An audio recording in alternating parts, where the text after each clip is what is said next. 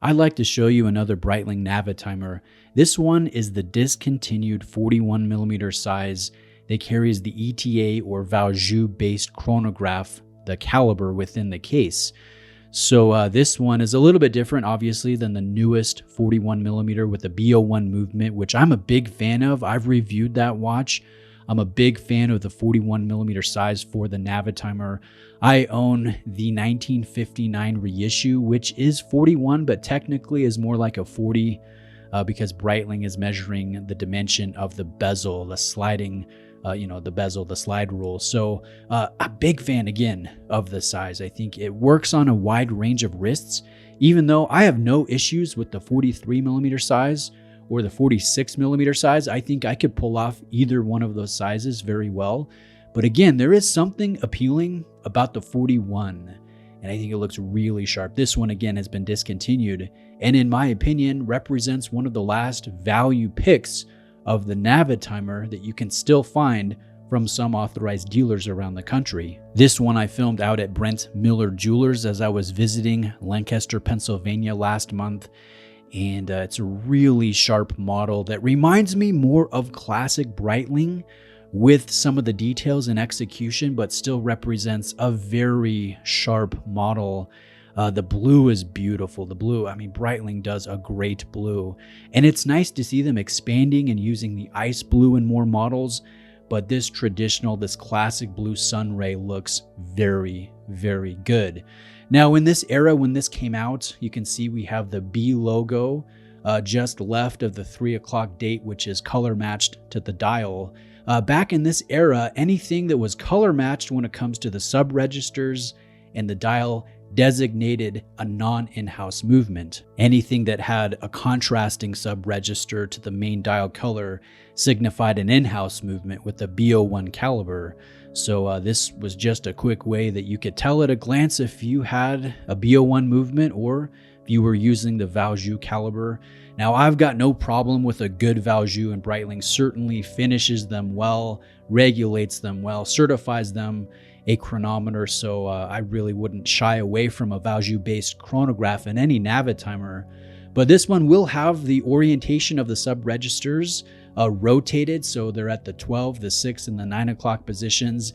You can see they're sunken. There's really nice detail work at play here, and it's all visible under a sapphire crystal with absolutely excellent anti-reflective treatment. I think Breitling is consistently, I would say, top 2, top 3 when it comes to executing great anti-reflective treatment on the crystals of the various models that they sell. So satisfying, and this is no different. In certain lights, you see that iridescent blue sheen, which works very well with that gorgeous sunray blue dial. And then in other lights, it really looks like there is no crystal there. Like you could touch the details of the dial with your finger.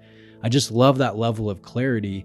It really enhances the overall feel of the model and helps you feel like you're getting a luxury product where attention to detail was paid to just every element of the watch.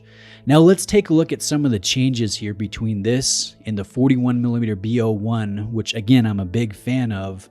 The case is a little bit different in overall profile, and you'll notice that this is an all polish finish, which again reminds me of classic Breitling. A little bit loud, a little bit ostentatious, a little bit blingy, but very well executed and very satisfying. Likewise, the bracelet will have an all polish finish on this pilot design, which has a lovely drape on wrist, a great quality, the old style clasp, and I really think that this helps the overall model.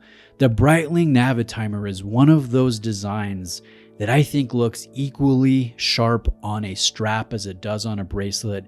Generally, I skew more and I favor the bracelet more.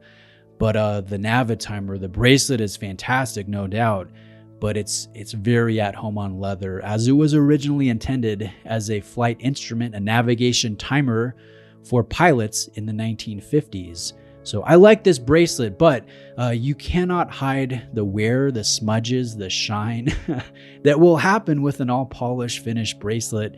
There are some pros and cons to this. Pros, very sharp, a lot of light play, great drape, great overall presence. Negative elements It is a little bit ostentatious if you don't like that. And you do see the smudges, you do see the hairline wear marks, and there is just no avoiding that. So in summation, should you buy this or should you buy the new Navitimer 41? I think that's a question you can only answer for yourself, but if you're looking for a new Navitimer in the 41mm size and you don't mind going non-in-house for the movement, you don't mind this register configuration, you don't mind that level of polish found on the case and the bracelet, you want to save some money, you want to save a couple $1,000s at retail, this one certainly is an excellent pickup that likely won't be available for much longer through Breitling's authorized distributorship.